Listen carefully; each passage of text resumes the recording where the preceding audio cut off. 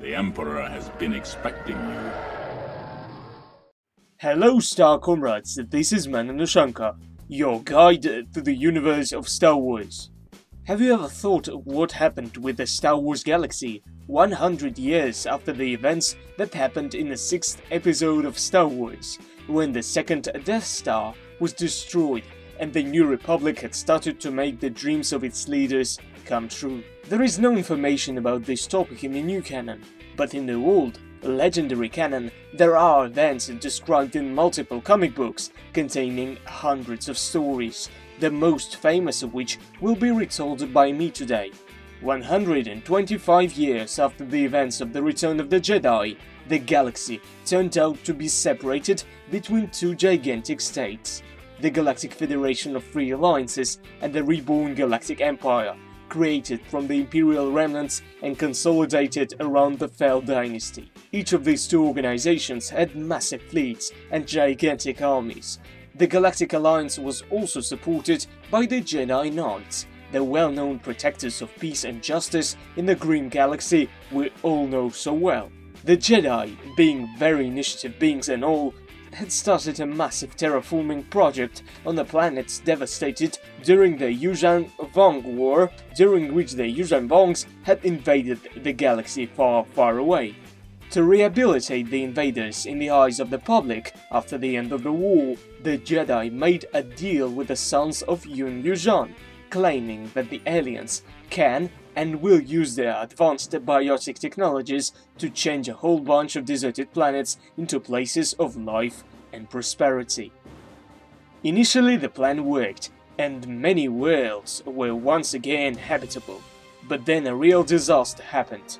When an unknown illness struck billions of Alliance citizens, they accused the Yuuzhan Vong of spreading the disease, and soon multiple star systems started to leave the Alliance, the government of which tried to prove the innocence of the aliens from another galaxy. The epidemics weren't caused by the Yuuzhan Vong, of course. It was Darth Krayt and his followers who actually spread the disease, but nobody believed in the Sith conspiracy.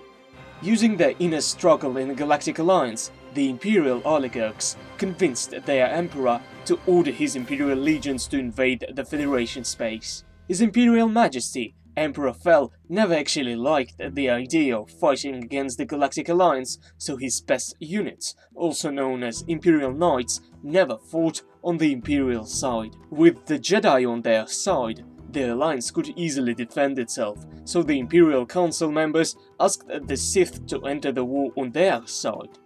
The Empire started to win its first major battles when a real disaster happened.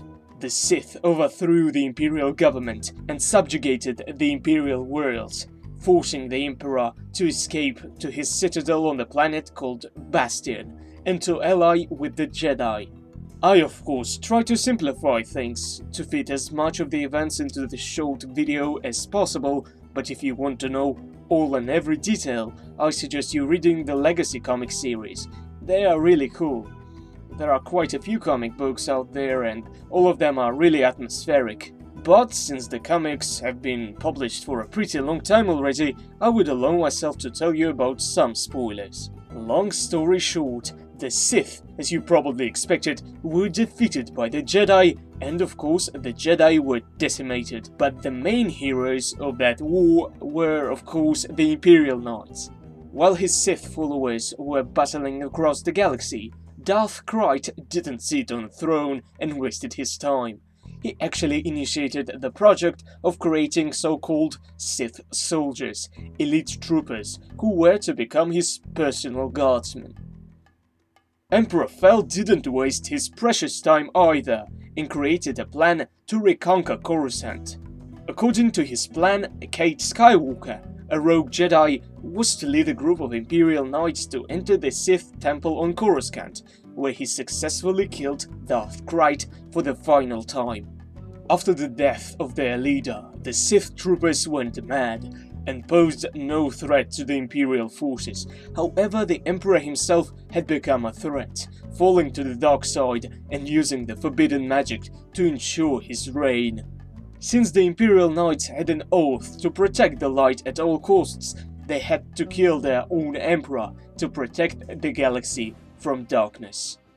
After the death of Ron Fel, he was buried with honor so the general public would not become suspicious, and then the imperial throne was occupied by his daughter, Marisha Fel, who sought to create the so-called Galactic Federation Triumvirate, striving to unite the galaxy and ensure peace, as well as to prevent the Sith from becoming the real power once again.